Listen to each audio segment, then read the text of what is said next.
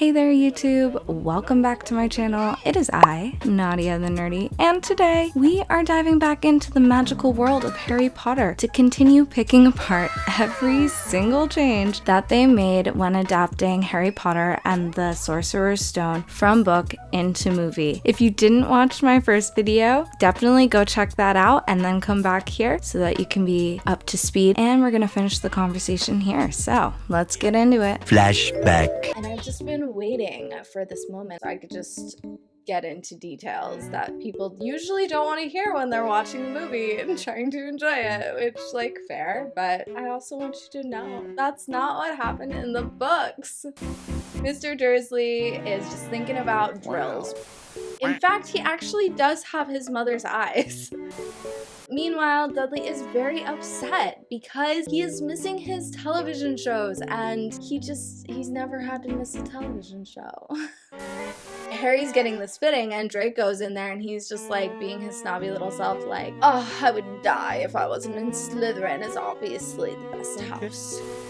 It's amazing Harry had any sort of ability to function after growing up with them. And Peeves also drops walking sticks on Neville's head. So he's like just around causing havoc the whole time.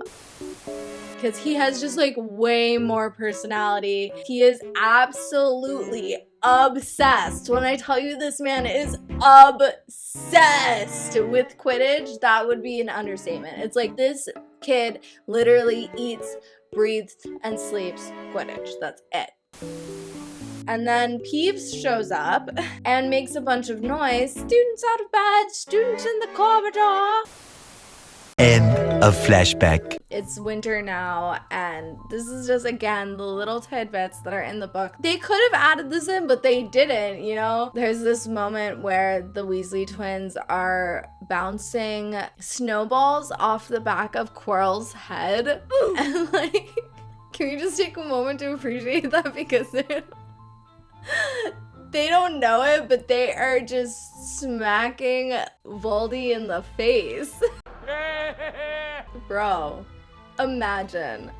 Like, imagine Voldemort talking to Quirrell about that later on. Like, he would be livid. But also, like, you're leeching off the back of someone's head. There's not a lot you can really say here.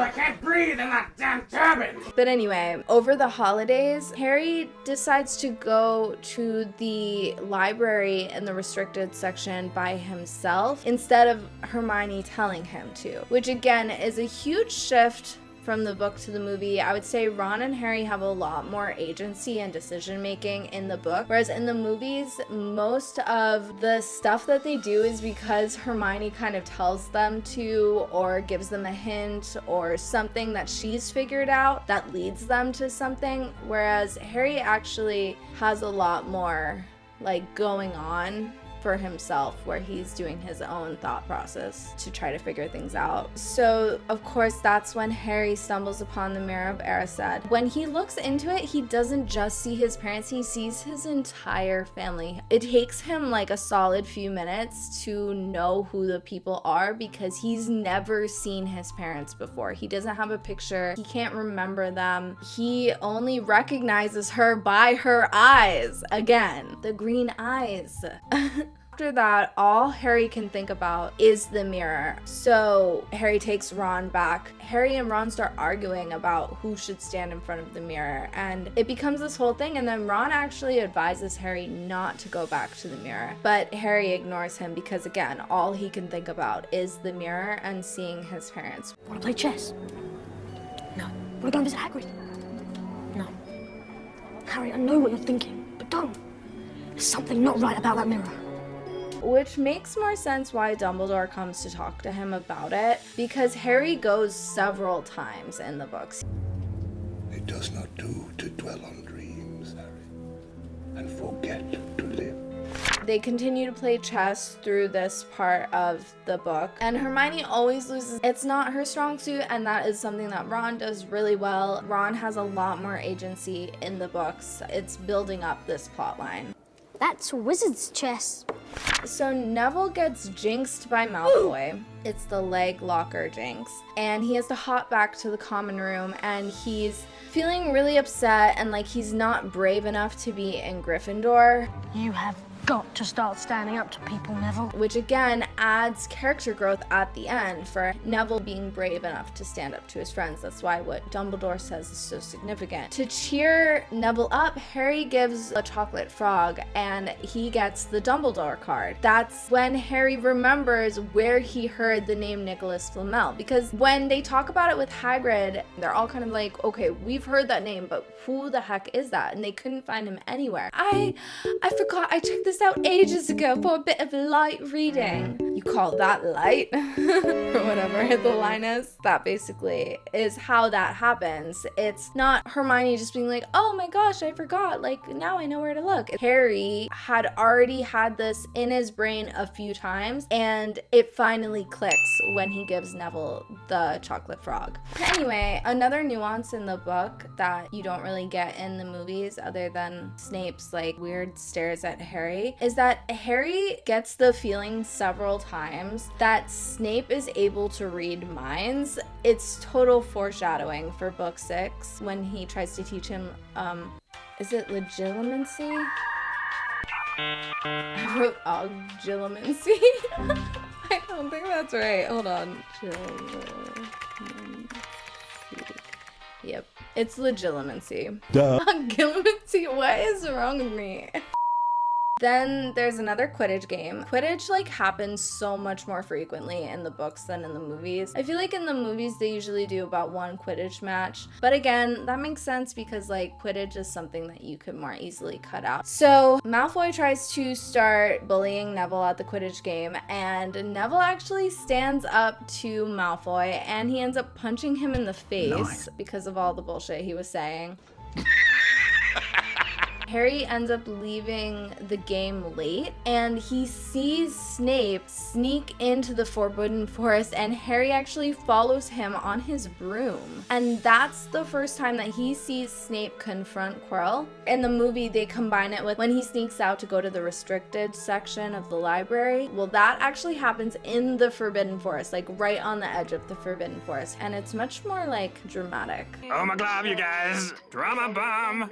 Then we get to the whole little dragon arc. Harry, Ron, and Hermione see Hagrid in the library and he's researching dragons. And he tells the kids to come by. Then they end up saying like, okay, we know about the stone. And Hagrid, in the way that he does, he ends up telling them which professors have helped protect the stone. He doesn't tell them obviously what they did to protect the stone, but he's like, yeah, McGonagall and, you know, the other one. The other ones. Professor Sprout, Quirrell, Snape, Flitwick. Wow. So then they leave. Hagrid ends up sending them a message later on, like a few days later, saying that the egg is hatching. Since they're talking about it in between classes, Malfoy ends up overhearing them. When they go down to the hut, Malfoy follows them and sees the egg. So then in the book, Harry suggests sending Norbert to Charlie, Ron's brother, who is very much cut out of the movies. He's like maybe mentioned a few times. Well, anyway, Ron ends up getting bit by Norbert and he has to go to the hospital wing. Malfoy goes to taunt him and takes one of Ron's books. Ron had the letter from Charlie in it because they're coordinating a meetup to exchange Norbert at the astronomy tower, which it has to be said, like, I find it so interesting because Hogwarts is supposed to be pretty impenetrable, but Charlie and his friend just fly into the astronomy tower on a broom. So That's weird.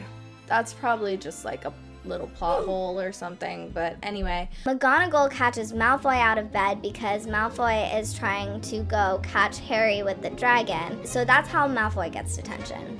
Then Harry and Hermione, remember Ron is in the hospital wing, so Ron does not go to detention with them. It's just Harry and Hermione. They forget the cloak at the top of the astronomy tower, probably because they're so relieved that they finally got rid of the dragon. Filch catches them on the way back to the common room, and that's how Harry, Malfoy, and Hermione all end up in detention together. Neville ends up in detention with them as well because he was trying to warn Harry and Hermione about Malfoy, who was trying to get them caught. So they all end up getting caught because, you know, they're just dumb 11-year-olds. And anyway, collectively, they all lose 150 points for Gryffindor, and everybody really hates them for that, and no one will talk to them. And then again, Harry hears Quirrell getting interrogated by Snape, which further makes him believe that Snape is the one trying to get the stone. So, you know how they go to detention, and for some reason their detention is in the Forbidden Forest trying to catch something that's killing unicorns. Why? Why? Why? Why? Why? Yes, let's definitely have a bunch of 11-year-olds in a forest with creatures that are killing unicorns in the middle of the night. What are the 11-year-olds gonna do? Like, honestly. That makes zero sense. But anyway, they split into two groups. Neville, Fang, and Malfoy go together in one group, which is a terrible group. Who put that group together? And then, of course, you have Harry, Hermione, and Hagrid in the other group. But then Draco and Neville shoot their sparks into the air. They have to change groups, and that's how Harry and Malfoy end up together. They don't find Voldy so quick. First, they run into Frenzy, and he has white blonde hair and blue eyes. He's not like all blue. I feel like the one time he shows up in the movie, which like is such a shame because he's one of my favorite characters. He's so awesome in the fifth book. But anyway, they meet the centaurs, they meet Frenzy, they all talk with him. The centaurs are incredibly cryptic in the books. When Harry and Malfoy do see Voldemort, Malfoy just freaks out and runs away, and Frenzy ends up saving Harry like he does in the movie, but he lets Harry ride on him, and then Bane and Ronan, two other centaurs, they tell him very explicitly not to help Harry, but he doesn't listen, so he's already setting himself apart from the other centaurs. When Harry gets back, Dumbledore had retrieved Harry's invisibility cloak and left it for him on his bed with a note that said just in case. But Harry doesn't know that it's Dumbledore who left it, but it's obviously Dumbledore. And then we're starting to get more to the climax of the book. But before that, there's again this like random little detail where during their exams, they're taking a break, they're walking down by the lake, and they see Lee Jordan and Fred and George tickling the giant squid. Because, you know, why not? The giant squid is there and it can be tickled, apparently. And so they're doing that.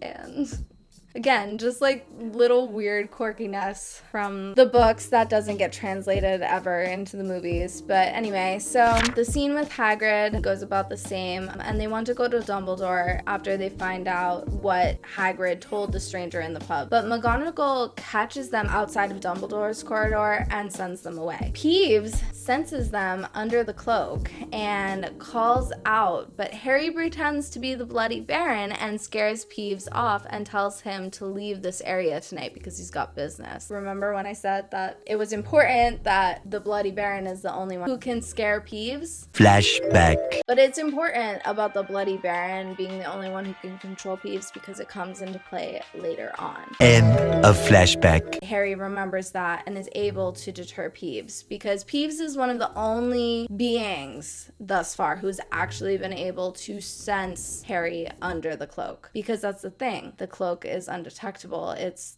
like it's the invisibility cloak, you know? Anyway, they go to the trap door. Fluffy isn't still asleep because the harp isn't playing anymore, so Harry actually plays the flute to lull Fluffy back to sleep. When they get into the devil's snare, I have to say, like, Ron is way more level-headed. Like, he does not just freak out the way he does in the movie. They all are able to, like, figure out the devil's snare pretty easily. Hermione actually lights it on fire.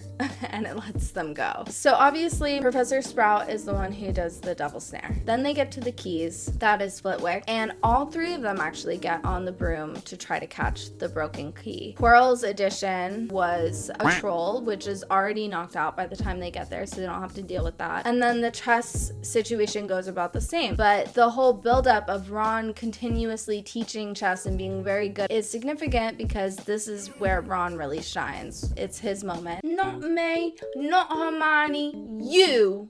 No, Ron, no! What is it? He's going to sacrifice himself. No, you can't. 80,000 impressions later. No. Ron, no! What is it? He's going to sacrifice himself. No, you can't. Then not be in the way. Do you want to stop straight? Get that stone or not? Harry, it's you that has to go on. I know it. Not me. Not Hermione. It's that scene, you know? So anyway, then, this is one of my favorite parts. They get to Snape's test, which is a potions riddle. Hermione, like a freaking pro, is able to figure it out. There's 7 potions. 1 lets you move forward, and 1 lets you go back. The other 3 are deadly, and 2 are wine. And she figures out which one to give to Harry, and which one she needs to get back, and she's able to help Ron and save him. But yeah, she does it so quick. And once Harry gets there, and he sees Quirrell with the mirror. Quirrell actually uses magic to tie Harry up. And then he's also the one who tells Harry for the first time that Snape and Harry's dad had beef. No one mentions this to Harry. No one says anything about why Snape might not like him, but Quirrell is like, oh yeah, your dad and Snape, they were not friends. Obviously. Once Harry wakes up in the hospital wing, Dumbledore is there and he's talking to him. He tells him that Harry's dad saved Snape's life, so he felt indebted to him, and that's partially why he has worked so hard to protect Harry, according to Dumbledore. And then Hagrid comes in and he's crying and he's so upset because he feels like he could have killed Harry because he accidentally gave Quirrell the information about Fluffy, which, like, yeah, fair. Maybe you need to, like, shut your mouth a little bit. But yeah, so then the end of the year goes about the same. Dumbledore pulls his little, oh, you think you won, Slytherin? Haha, guess again. Actually, I'm going to give Gryffindor the exact amount of points that they need to beat y'all. Honestly, like, imagine being a Slytherin, like, not even Malfoy. Imagine just being, like, a Slytherin who, like, worked your freaking ass off all year, followed all the rules to get all the points, right? And then Harry, Ron, and Hermione, some 11-year-olds you never even heard of, just come in and Dumbledore gives them 200 points. After he already says that Slytherin won. That's the crazy part. Like, that's what is so terrible about it to me. I'd be pissed. Because he's not like, well, you know, before we announce the winner, I have some, like, other points to get. He's like, oh, Slytherin won. But actually, Gryffindor. What a dick. Honestly, he's playing favorites hardcore. So anyway, they end up going home. Instead of the movie ending with Hagrid talking to Harry, it ends with the Dursley picking Harry up at the train station, and Mrs. Weasley tries to talk to Mr. Dursley, and it's just incredibly delightful. I wish we had gotten that scene because I'm pretty sure there's no scene in the movies where the Weasleys actually interact with the Dursleys, whereas in the books there's several different instances where they do, which we will get to in future videos, but this is the first instance where we get a little Dursley Weasley moment. It's so good. And that is the end of the book / movie, and those are all the differences. Honestly, I feel like as far as book to movie adaptations go, Harry Potter is definitely one of the best out there, especially in the earlier films. As we go on, we'll see that there is much more that gets taken out and changed, but for this one, it's pretty straightforward. Mostly just the fun, quirky stuff is taken out, which is unfortunate, but also I understand. And I think that the director actually did a pretty good job. But because he cut out Peeves, that set a precedent for the rest of the movies, and then we got no Peeves, which honestly is one of the saddest parts. But anyway, what do you guys think? Are you more of a book fan or a movie fan, or do you like both equally? I obviously am more on the side of the books, but I do enjoy the movies as well. I would love to hear your thoughts in the comments, or read your thoughts in the comments. Definitely don't forget to like and subscribe. Yeah, just go subscribe, like this video, turn on that little bell so you never miss a video from me in the future where I'm just being a dork on the internet. I mean, don't you want that? Of course you do, right? And I will see you next time. Bye! Not me, not Hermione, you, Harry, you.